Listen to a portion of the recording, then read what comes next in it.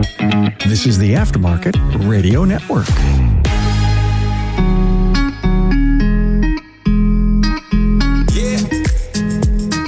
Welcome to another episode of Speak Up Effective Communication, the show on the Aftermarket Radio Network focused on our communication and leadership skills. And in our episode today, we have a great new guest. We will be discussing adaptive communication strategies, among other things on our communication journey. With me is Rhonda Lee from Scale the Chaos. Hey, Rhonda, thanks for joining me. Hey, Greg, thanks for having me. I'm excited about our conversation today. This is going to be fun. So we met a while ago. Actually, it was at the Institute Summit down there in... We were in Amelia Island. Yes, that's right. Yep. And then Jimmy Lee, your husband's there with us. We had several other guests. I remember we all went out, got a wonderful dinner at a Mexican restaurant. It was a good time. It was good. I think so. Yeah. It's always nice to get out from the event and just go have a nice conversation with people. And that's why we are now talking today. I was talking with Jimmy, guests from outside of our industry coming in to help us with our communication skills. This is beautiful. Although I guess you're not necessarily outside the industry. You're just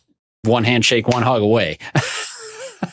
I'm in it by marriage. There it is. Well, thank you, Ron. And hey, we have a word of the day on the show each episode. And today's word of the day is adaptive. We're going to go ahead and define that word for you after we first hear a word from our sponsors. Stop stressing over your business. You deserve a good night's sleep. The Institute's coaching helps you achieve success and financial peace. Learn more at wearetheinstitute.com/business-assessment. AutoFlow is your partner in technology. With AutoFlow, enhance your client interactions in a single thread before, during, and after the visit. To see how AutoFlow makes it simple, visit autoflow.com. Your trusted companion, ShopDog Marketing, is right by your side, attracting the best customers and building long-term growth. Call ShopDog Marketing today or visit shopdogmarketing.com. Unlock your communication insights with Inbound's AI-powered call analytics for auto repair shops. Learn more at callinbound.com. Okay, we're back, and today's word of the day is adaptive. That is an adjective, folks. And Rhonda, why don't you go ahead and define that one for us? Adaptive generally refers to the ability to adjust or modify something to suit different conditions or situations. It implies flexibility and responsiveness, allowing for change or adaptations to be made based on new information or circumstances. Man, that's good. And adaptive communication is a topic that I understand is one you present on. The presentation is called Transform Your Communication, Transform Your Life. And as we talk about it, you'll get a better idea as to why I believe that transforming your communication doesn't just transform the information that you are communicating, but it can actually transform your life. Absolutely. We talk about communication, obviously, quite a bit on this show. The reason it exists is because, well, the automotive industry, auto repair in specific, aftermarket, or any part of it, bad reputation sometimes. And I do believe that a lot of it comes from communication struggles. We talk about it a lot. We've nodded to it a lot. And this show is hoping to do something about it. And I think that the listeners here are all on the same sort of thing. We're on a communication journey. And that is not an immediate transformation. Now, you've been on your own communication journey. And I understand that accelerated to a bit when you met Jimmy, or did you guys both meet on your journey and your paths just converge? It depends on which journey you're talking about. If you're talking about my journey to public speaking, yes, that's when it kind of expanded, I guess, if you will. I was already working in corporate America at that time, had done a lot of speaking internally to teams, to companies, to organizations, had done a lot of training. Wasn't until I met Jimmy and learned that he did a significant amount of public speaking as a profession that it's not that I wasn't aware, but I never even considered it as a legitimate career, I guess, if you will. Yeah, Jimmy's taken it to whole new levels. We did an episode with him recently on how he's attained his recent certifications. That's also part of the story. So he happened to be at an ATI and he bumped into two professional speakers. One of them was Ross Bernstein and Rob Ferre. Rob Ferre, he actually knew from college because Rob Ferre was his brother's roommate. And so he was introducing Ross Bernstein, but out of the corner of his eye, he saw Rob Ferre. And maybe you've heard this story, so I apologize to anybody who's heard this. saw Rob Frey, made a beeline for Rob Frey. And Jimmy's like, wait, you do this for a living? Like people pay you to do this all the time? And Jimmy's like, I want to do this. And so Rob's like, oh yeah, I'm part of this NSA, which is National Speakers Association thing. And so is Ross. And you should check it out. There's actually this certified speaking professional. So he comes home from this ATI conference and says, honey, this is what I want to do. Did you know this thing even existed? Of course, I didn't know it. If he didn't know it existed, I didn't know it existed. He started doing the research. We found that there was a local chapter. Well, I say local. Local to us is Las Vegas. Still 2 hours away. Yes. Yeah. You're down there in southern Utah, right? We signed up to attend the first meeting. That was a couple of years ago. He learned more about what it took to qualify to become a certified speaking professional through NSA and started the process of applying because he had determined that even though he had not necessarily been a member of NSA, he had met all of the qualifications already. It was just a matter of documenting it, which took hours, by the way. Yeah, I talked with Jimmy on that. It was episode 43 for our listeners back in May. We had Jimmy on talking about earning your CSP with Jimmy Lee. Yeah, so it took him hours. He actually is just earning it this year. The matter of fact, the ceremony is, I believe, is Saturday. Oh my gosh. Oh, that's so cool. I'm glad we're having this conversation right now because I'm going to definitely reach out to him.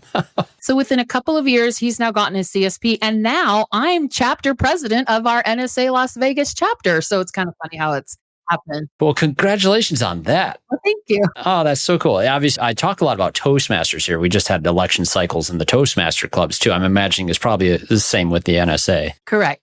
Yes, we have, matter of fact, our board retreat was just last Saturday. We have 8 members on our board. We have around 83 members of our chapter monthly. We have various events in helping members build their speaking business, whereas Toastmasters is more specific about actual presentation skills and speech writing and presentation. NSA is more specific to building the business. That doesn't mean that we don't have discussions about presentation skills and that type of thing as well too, but it is more geared towards those who actually want to build a business out of it rather than just those who want to become better public speakers. Yeah, that's why I haven't joined NSA yet. Where are you located, Craig? I'm in Michigan, so my chapter is a little further away. I think it's more towards the Ann Arbor area. Okay. Well, I mean, we've been driving 2 hours, and now with our move further north, we're actually 5 hours away. There's actually a different chapter that will be closer to us, but given what I have committed to do as president for the next year. You've committed to a 5-hour commute. Yeah, I committed to a 5-hour commute. So, but that's fine. I love it so much. So, yeah, they become your people. Any type of club or group that's on a journey with you and working towards your goals with you, that becomes pretty special. And that's where, like, I love this part about your journey. It's not something that people just all of a sudden find themselves in. It is something that's worth pursuing. Communication skills require pursuit. And I don't always see people's desire to improve with action, if you will. And this is where we get into that topic of adaptive communication. And you shared a quote with me earlier when we were talking. I thought it was brilliant. The single biggest problem in communication. Yeah, the single biggest problem with communication is the assumption that it has taken place. And what I love about that is one of the things that I have noticed as I manage teams, as I work with other people, even within family members, there's these gaps that we leave in our communication. And when we don't fill in those gaps, the people receiving that communication actually fill in the holes with their own stories, right? Oh, absolutely. And a lot of times we don't even realize we're leaving those gaps because it just becomes second nature. It's like, instead of muscle memory, it's like mind memory or communication memory, meaning it's just second nature to us. So we don't even have to think about it. So we forget to include those details. And a lot of times it's like, well, it seems really obvious to me. Okay, just because it's obvious to one person does not translate and mean that it's obvious to somebody else, right? Yeah. Oh, we're all guilty of it. And I think gaps is the simple way of putting it too. I get very cerebral. I get it from my dad and everything's in my head. I have this ongoing dialogue. And of course, everyone else can hear this too. No, not at all. I am also known for things seem so obvious to me, whether it's communication, whether it's within the operation logistics processes field, which is where I reside the majority of the time. it took me a really long time to realize, okay, just because it seems so obvious to me doesn't mean that it's obvious to other people. We hit on this all the time in our industry, auto repair. Like we use terminology that to us is second nature. It rolls off our tongues. We see something, we can call out what this is. I mean, simple things like brake pads and rotors to us are immediate perfect image in our brain of exactly what those are, and to the average consumer is never the case. Yeah, you're like, what else are we going to call them, right? The things that stop your car, Well, this is interesting because now when you get to this topic, your whole concept is helping people do things in business without it being chaotic. And I think you put it really well, helping leaders quickly identify and then adapt to the communication styles of the coworkers, customers, or family members, or even a perfect stranger that you meet on the street to have more meaningful connections. I think that's one element of it. But then you also were saying, launching speaking, eventually into building training programs that help companies scale without chaos. We want to help companies scale without chaos. And not only help scale without chaos, but generally speaking, most of the time when I step in, there's already chaos, which I tell people is actually a good sign because that means you have demand. If there's no chaos, there's no demand, right? So that means that you have a product or service that somebody wants. There's this either a gap or some sort of friction in them being able to receive it. Every time I walk in a tire store, it's absolute chaos. And it's chaos because there's some demand for tires. And that's a good thing for the tire store, of course. Exactly. And it's why Costco is busy, right? And it feels chaotic when you go to Costco or, any other place where there's chaos, it's because there's demand. If there was no demand, there would be nobody there and everybody would be sitting around twiddling their thumbs with no chaos. But they'd be perfectly organized. It'd be wonderful, right? They probably would because they'd have all the time in the world to get that way. Nothing else to do. They'd be so bored, they would organize the drawers, right? Yeah. Oh my goodness. So this is the thing though. Now, when we start talking about adaptive communication, getting out of chaos, whatever, everybody's chaos. Every individual person that we meet, there's chaos going on. And I see this all the time. We start talking about adaptive communication. We're talking about leadership skill. We're talking about someone who can take where they're at, observe where someone else is at, and tailor their method of communication towards the individual for the ideal outcome. Correct. Because not only does everybody have chaos, but everybody has their own flavor of chaos, right? Depending on the personality types of those who are participating in the chaos, right? I also started discovering that like even team culture or company organizational culture is based off of the different types of personalities that make up and what the ratio is. Maybe they have more of a certain type and less of another type than another organization does. So a lot of times it comes down to it influences your culture. It influences you getting what you want. It influences expectations. It literally influences everything. The top shops in the industry don't stop at one location. At the Institute, we work with shop owners who want to expand, whether it's opening a second shop, acquiring new businesses, or building systems for long-term growth. Some of our clients are aiming for hundreds of shops, and we're helping them get there. Ready to scale? To get started, visit wearetheinstitute.com/business-assessment. It's time for today's Suck Less Spotlight from AutoFlow. Today's spotlight is on advisor eye twitches. Listen, clients like to stay informed throughout the repair process, and studies indicate clients are most satisfied receiving text updates versus phone calls. But call you they will, interrupting everything from estimating to quality conversations and your game of solitaire. That is, unless you text them first using AutoFlow. With AutoFlow's automated text updates, your phone only rings for the right reasons. That way, with less phone interruptions, your eye twitch will definitely suck less. For this and more things that could suck less, visit AutoFlow.com. Ready to boost your auto repair shop success?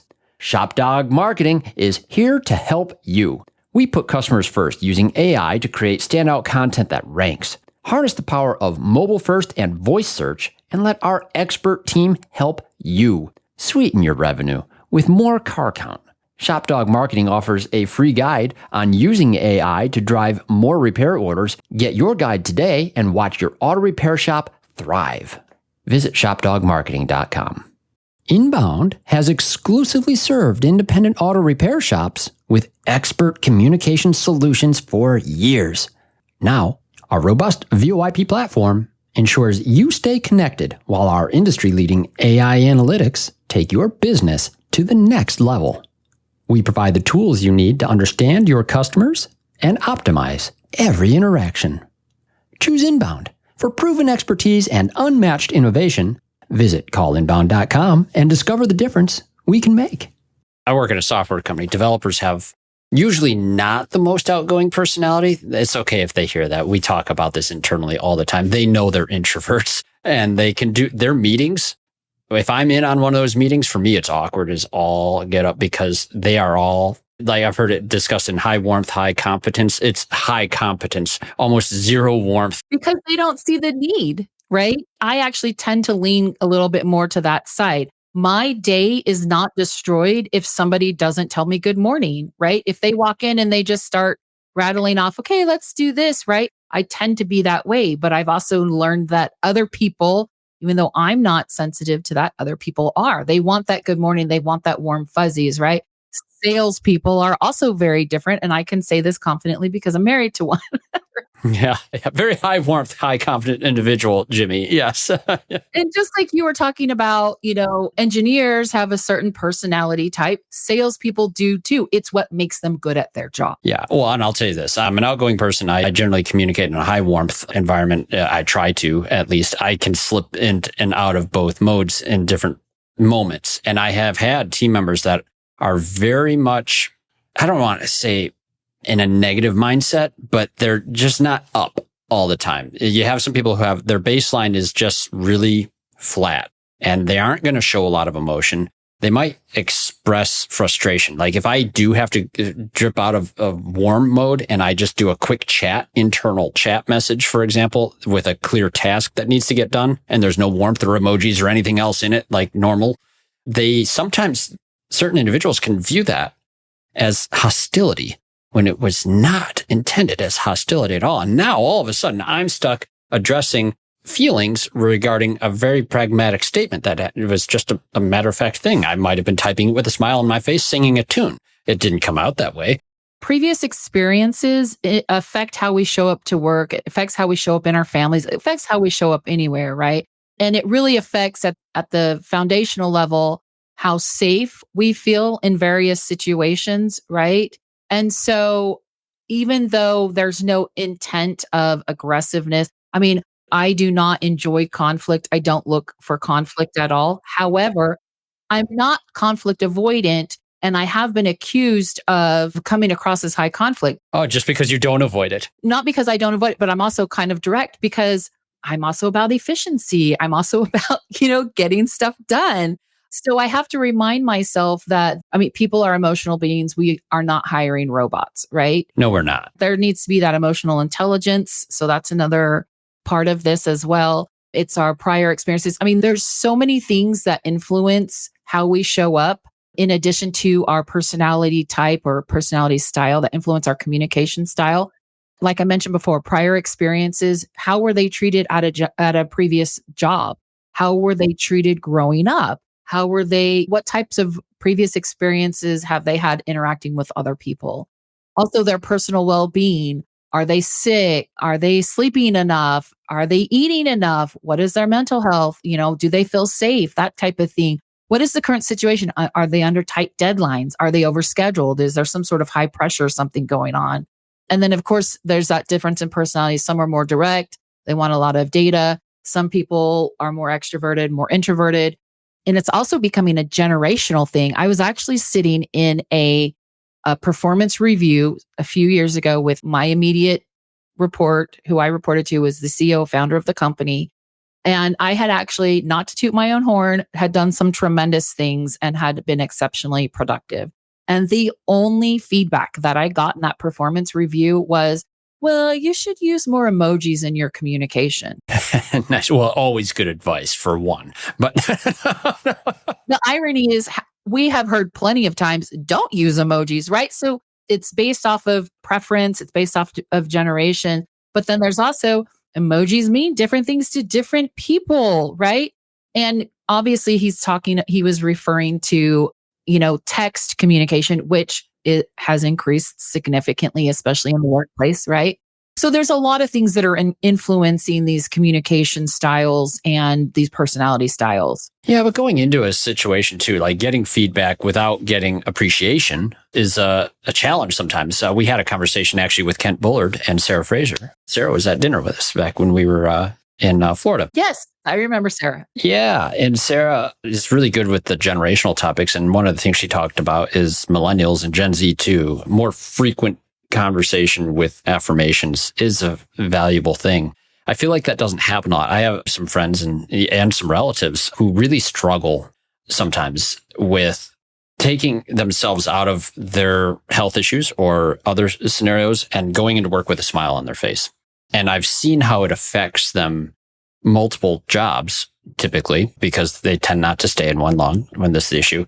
And they run into the same people problems at every single one of the workplaces. And when I have a conversation, it's like, well, describe for me the scenario that you took offense to this thing this person said or something like that. And they said, well, and this, that, and the other thing. And long story short, the thing that I run into when I say, well, why don't you just try smiling when you walk in? So why should I have to pretend to be happy when I'm feeling sad, sick, this, that, or the other thing? Why should I have to adapt my communication style, in other words, to make people respond more positively to me? Shouldn't they adapt to me? And it's like, okay, well, I think now we're getting into this topic of like what defines a leader. If you're in a leadership role and influence, that's a necessary skill. If you want to get better outcomes, it does come to you. So, but what do you tell people, Rhonda, when you're teaching on this topic? You must get this question a lot. Like, how come I have to change? What do you tell people? Correct. Not only do I get this, but I actively teach this. Because, this is a 3-4+ hour presentation, and it's just starting to, scratch the surface, right? There's so much to this. And so after I've kind of, presented kind of the foundational stages or concepts about it, I say, doesn't this sound exhausting? Like, communicating properly is exhausting. Why would I want to do that? Why should I have to do that? Right? So there's a couple of questions that I generally get asked. The first one is, why should someone adapt to someone else? Like, isn't that authentic? And my answer is, well, it depends on what you want. If you value the relationship, if you want a more connected team, if you want a stronger culture, if you want better results, then yes, the effort is definitely worth it. If you don't care about the relationship, then don't adapt, right? So then there's the other question of, well, why do I have to be the one that adapts, right? Because I have kind of a funny story where I had a boss who he felt like he and I we were struggling to communicate. I didn't feel like we were struggling to communicate as much as he wanted me to submit to what he wanted me to submit to, and I wasn't. And it's super easy to classify that as, oh, we have a communication breakdown. So he recommended that I read the book, Crucial Conversations. It's definitely worth reading. And one of the takes that they take the entire time that I was reading the book is we need to take responsibility for our own communication. If we can't control how somebody else is communicating. And I kept waiting for the spot in the book where it says, well, if you feel like you're having a problem communicating with someone, you should have them read this book. But they didn't. Right?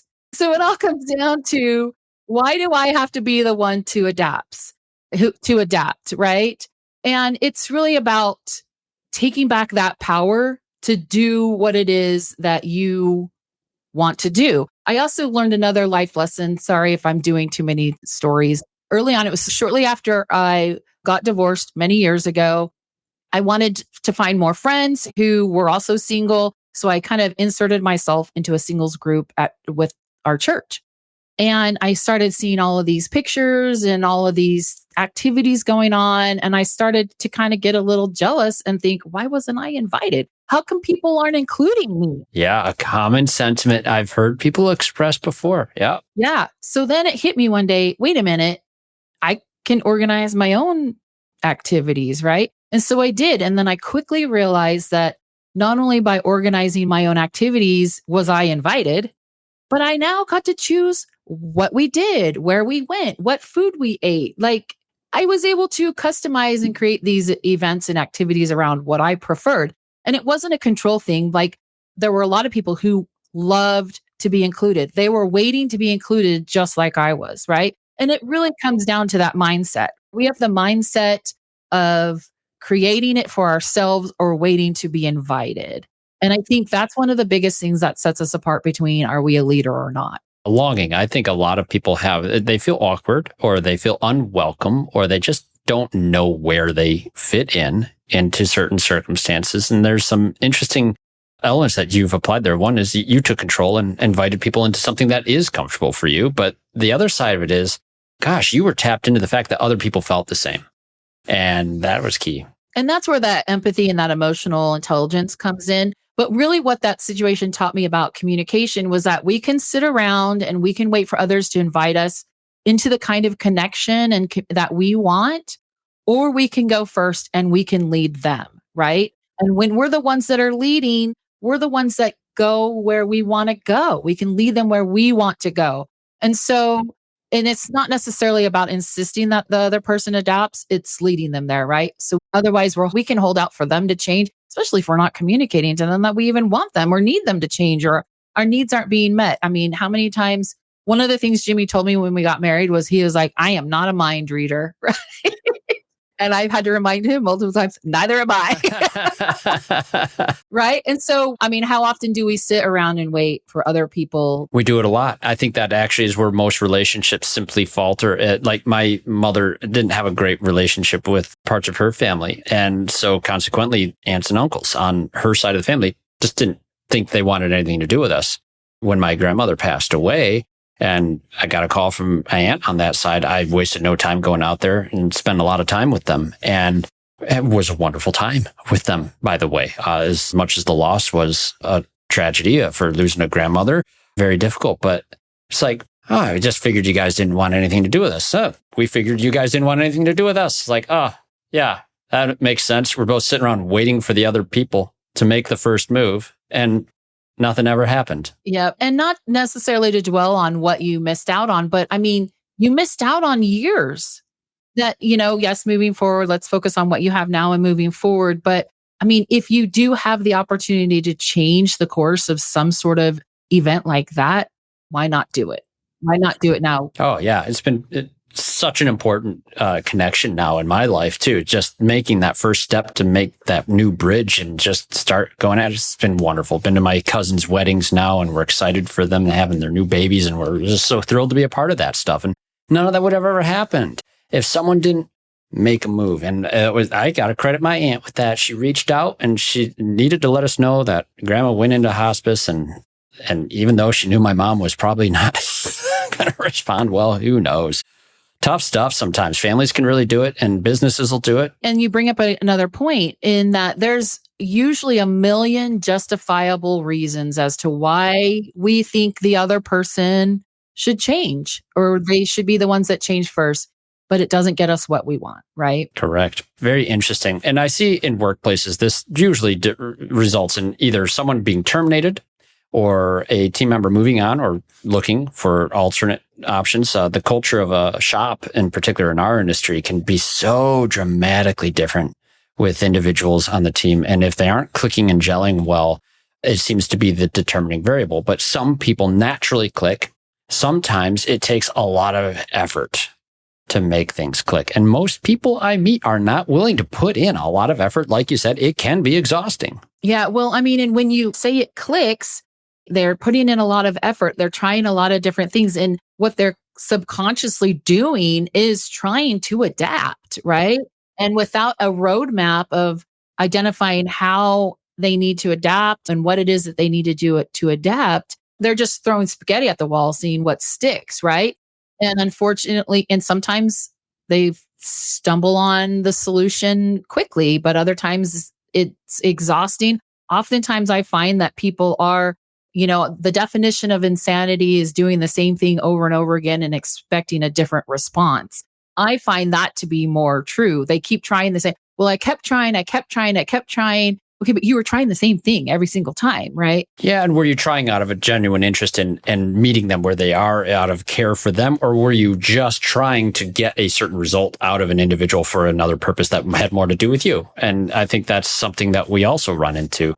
That's interesting. We could go down that road. I've been reading C.S. Lewis a lot lately, and his book, Mere Christianity, classic literature. He talks about, what does it mean to love people and treat others how you want to be treated, and you want to have hope for them and their success. It doesn't necessarily mean an emotional affection.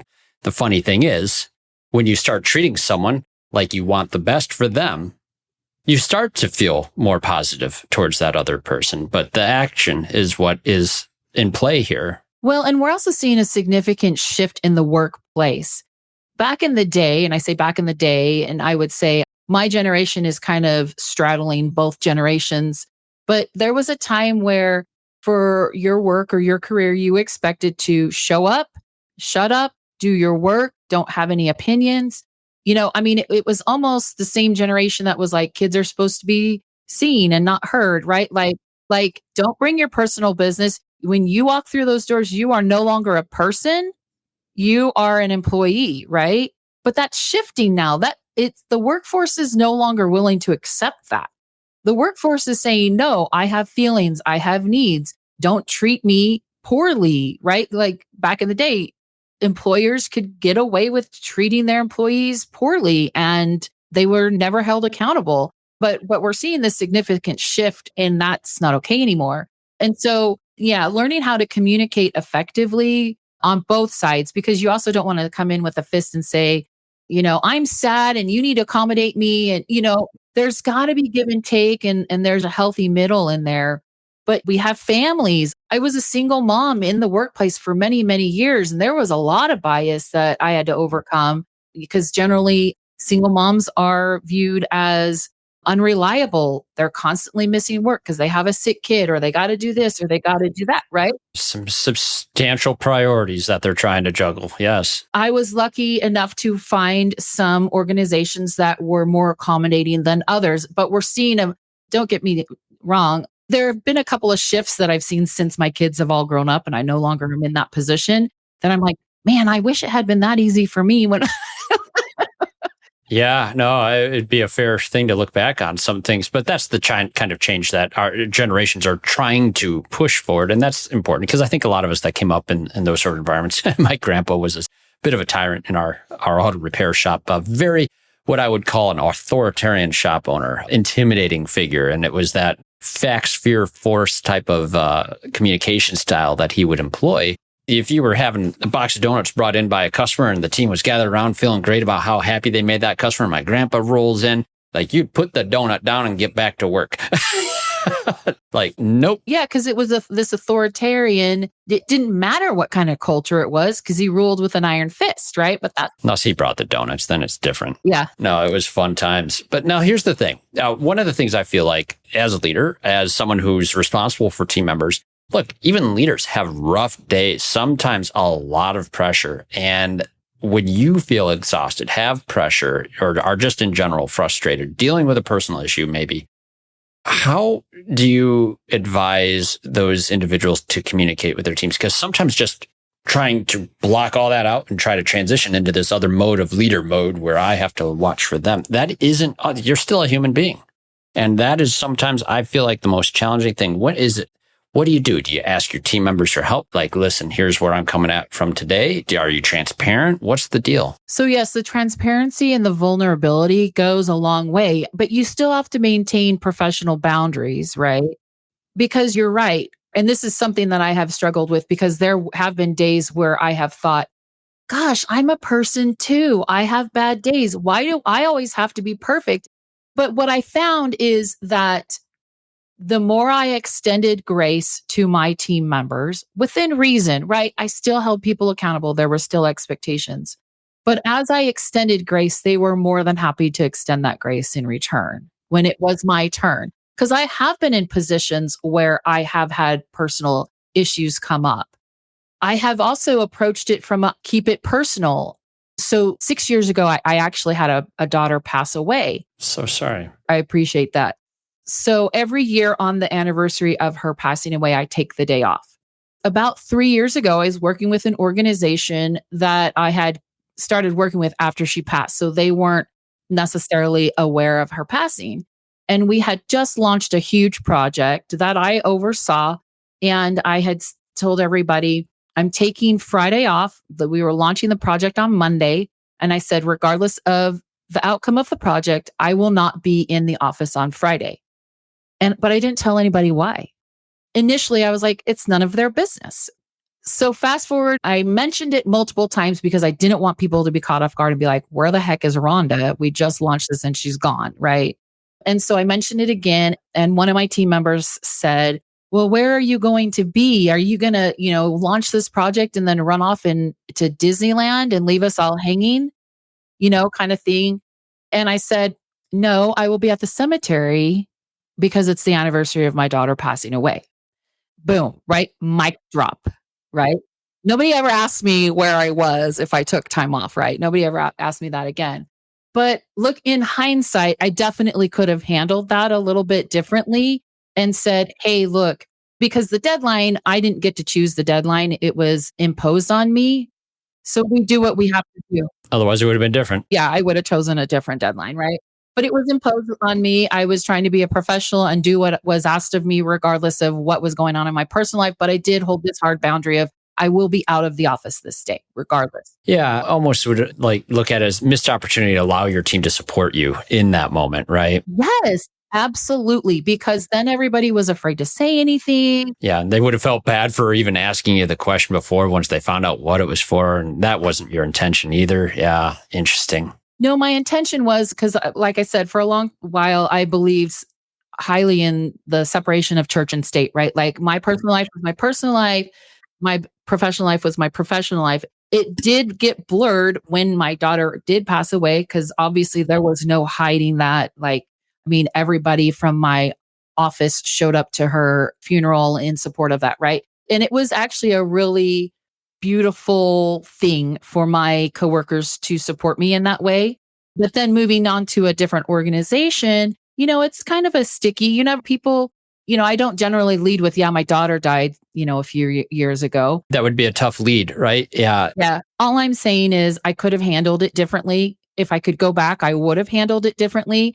But it's a really good reminder of making sure that you do have that, you do show up as a person, because I do feel like when your team recognizes that their leader is a person, show up as a person. It gives them permission to be a person as well. Yeah, show up as a person. Yeah, I think that's a great way to summarize it. And just by doing that, it's going to give you a lot more of, like you described, grace with those other individuals too. And you just described something as you're explaining the story. It's like interesting. You mentioned like separation of church and state. Good analogy for that. Like there's this boundary, and sometimes you just don't cross these streams in some of these contexts. And every individual on our team, that boundary is going to look different. Oh, absolutely. Finding out what that boundary is one of the initial tasks that a leader would have, and getting to know their team. And then that is probably the easiest starting point for adapting to that individual from there. Absolutely. Learning where it is and then respecting it, because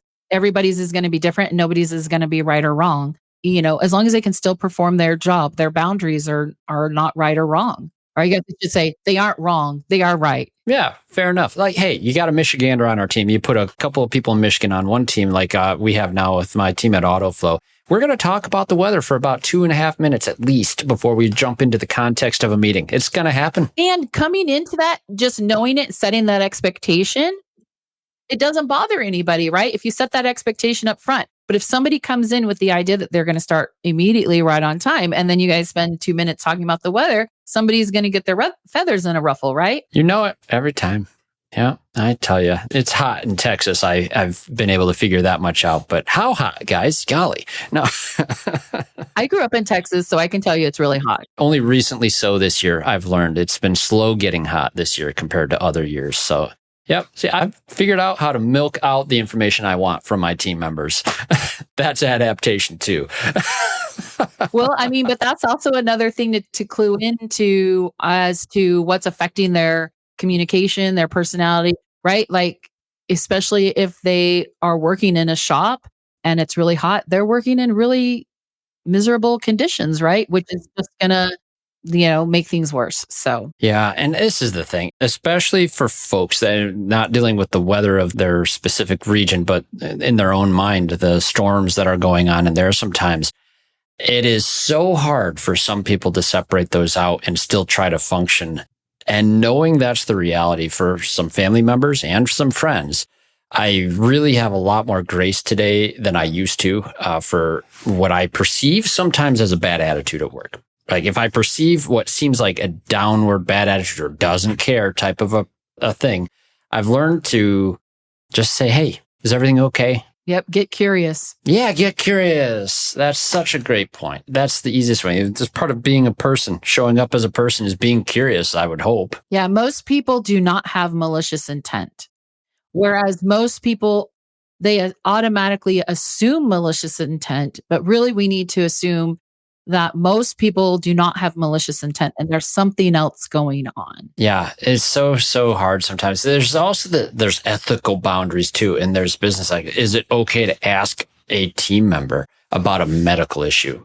Now, if they brought it up, that's easy, I would think. But how much do you even probe? I would never specifically ask them about a medical condition unless it was something that had already been discussed and we were already giving some sort of accommodation for them, right? But you can always ask, hey, is everything okay?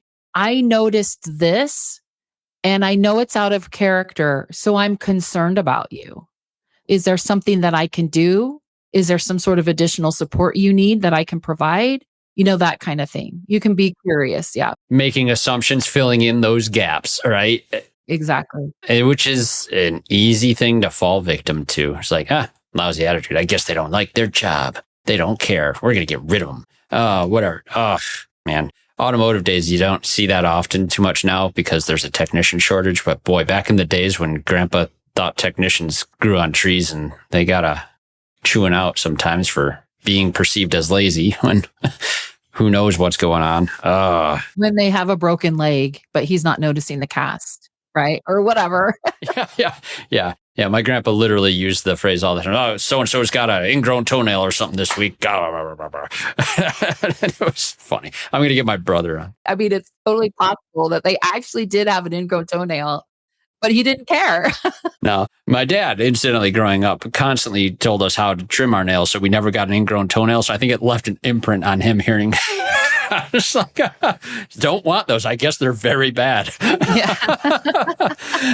But no, this is interesting. So lots to talk about on this. Boy, a 3 to 4 hour presentation on adaptive communication. I guess that question I would have for you here as we wrap up, Rhonda, where do we get tuned in to if we wanted to hear you do that? Is that in our circuits? Is Jimmy going to be introducing any of your courses into our circuits? The few times that I've done it in the automotive industry, Jimmy has actually presented with me. And it's actually kind of fun to present with him. I can imagine. Yeah.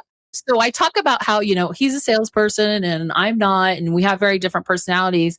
But, we classify them as bird personalities. So we have doves, owl, peacocks, and eagles. So Jimmy is very much a peacock. He wears his feathers proudly, right? And I am very much an owl. I like my spreadsheets. I want to have good data before I make my decisions and all of this stuff, right? So we're very different, but at the same time, our secondary personality trait is the same. So that's really where we kind of meet up. But even though there is at times it can create some issues or some struggles or challenges or whatever you want, most of the time it is complementary. And we've just gotten to where we just laugh about the differences now. It's kind of funny.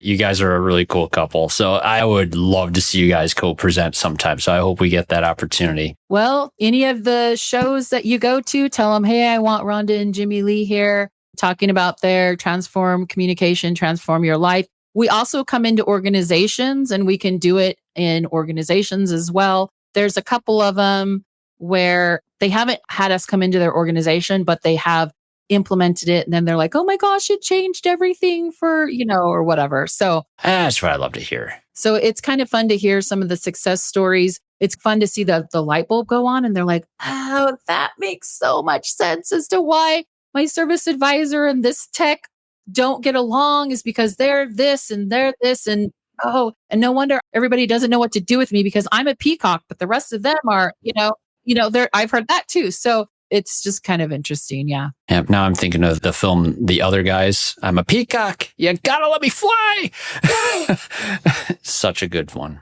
Comedy film, folks. But yeah, no, this is good. So, all right. So Jimmy Lee and Rhonda Lee, yeah, look for an opportunity. The fact that communication can change lives is, I think, obvious, but man, it's worth our focus, folks. That's the thing. That's why the show exists. Rhonda, thank you so much for joining me on this one today. Is there any other remarks you want to make as we wrap up this conversation? No, I think we covered it. Thank you so much for inviting me. This has been fun. I love communicating about communication. I know. Yeah, it's one of those things. There's plenty to talk about talking, right? This is fun. So, hey, we appreciate hearing from you, Rhonda. We appreciate hearing from you, our listeners. Please reach out to us with any comments, questions, or suggestions. Go ahead and send us an email at speakup@craigoneal.net. If you have any questions for Rhonda, is there an email that you would recommend? Sure. They can email me directly at Rhonda, RHONDA, @scalethechaos.com.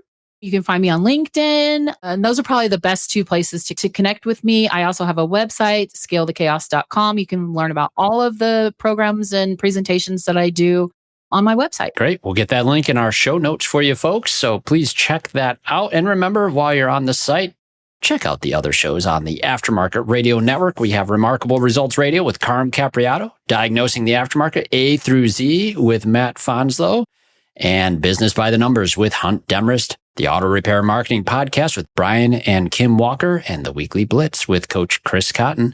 And remember, folks, as you're out there, remember, listen up, speak up, and adapt your communication style.